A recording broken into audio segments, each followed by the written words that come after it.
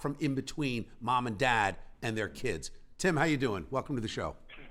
Hey, Bill, how are you? Congratulations on your new endeavor here. Thank you. Appreciate it, Tim. I'm loving it.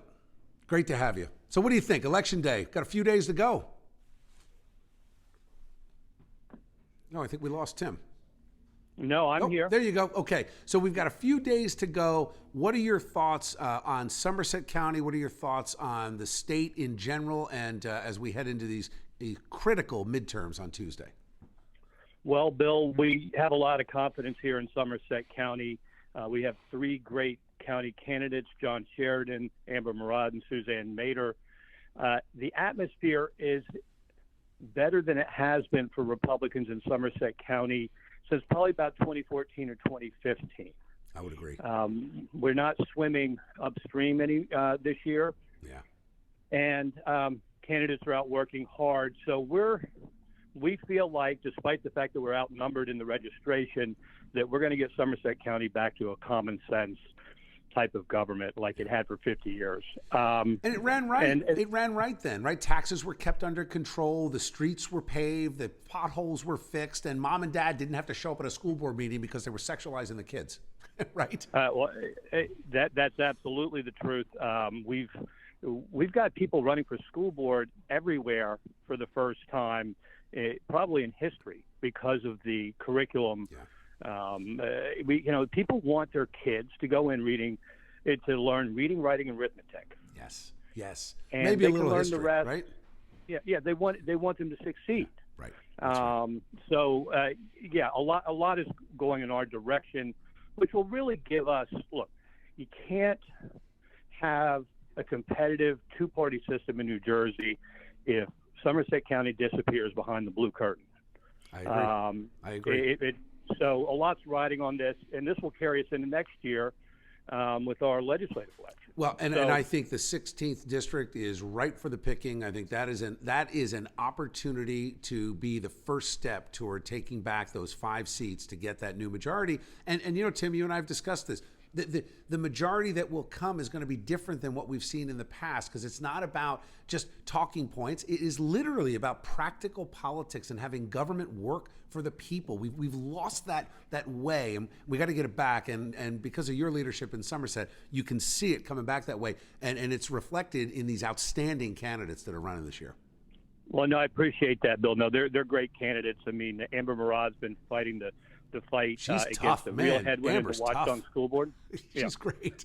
Hey, we'll see you on Saturday. If you want to plug the event on Saturday, if people want to go to that rally and meet everybody. Well, I hope people will come.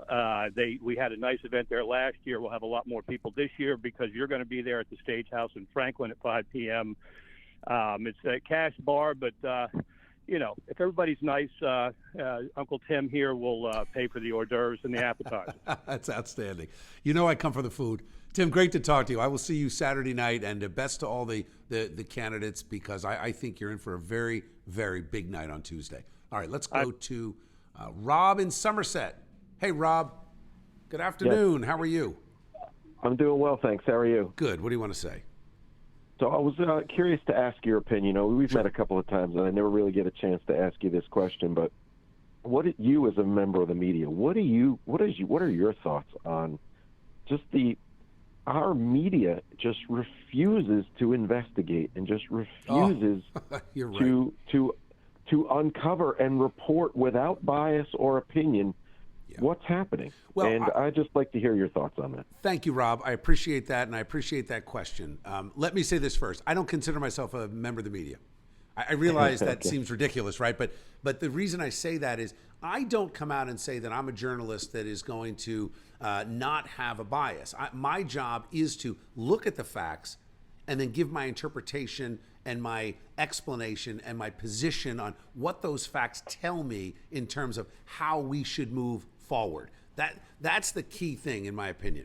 So that's number one. Number two, I would like to see, and look, I have been in the professional world for most of my life, right? Past 30 years. If you work in the real estate business, you've got to have a real estate license. If you are a nurse, you have to be certified.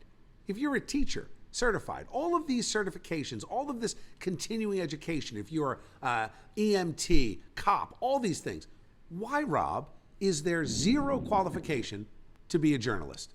How is it possible that journalism has gotten to the point where anyone can say anything they want and then show up at these press conferences, ask ridiculous questions that never call the politicians to task? You know, we used to have a saying called truth to power.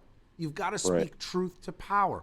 What happened to that? It is completely gone. So my thinking on this is that, number one, I'd like to see continuing education and some certification to call yourself a journalist. That's number one. Number two, where is the courage among these reporters who used to want to break a story and call out these powerful people who were abusing it? How has the media not called Big Pharma to task? How has the media not gone after these big hospitals that are firing nurses and discriminating against doctors? How is that possible that has been allowed? How has nobody in the media called out the governor on the absurdity of the plastic bag ban, the absurdity of moving to alternative energy, knowing full well that we have an entire economy based on natural gas and diesel fuel? It's the height of absurdity. So to your point, Rob, I will say this, that you will always get facts from me. I do my research. I'm up at 3:30 in the morning. I read a couple hours every single day. I welcome the debate with anybody that wants to tell me New Jersey's going to be underwater in 12 years. I welcome the debate that somebody wants to tell me that somehow your SUV or your plastic shopping bag is killing the planet. I welcome the debate for somebody to tell me how releasing 5,000 criminals under COVID protocols has somehow made our society safer. I have to tell you, Rob, I don't see that anywhere. There isn't one member of the media. I shouldn't say that. There are a couple guys that are pretty good. One I work with at 1015, Dan Alexander. Dan chases stories, asks a lot of questions, and pushes. The other, Jim Murdoch, he works for News 12, asks the questions, does the story. So I shouldn't say it's all, but it's too many. And I will tell you this, those folks that literally want to do a good job and want to be an investigative journalist, you got to start looking at the investigative journalists out there. Guys like Alex Berenson. Alex Berenson used to write for the New York Times, and the guy went crazy because of the bias. And more than just the bias, Rob, it's the fact that they hide and suppress information.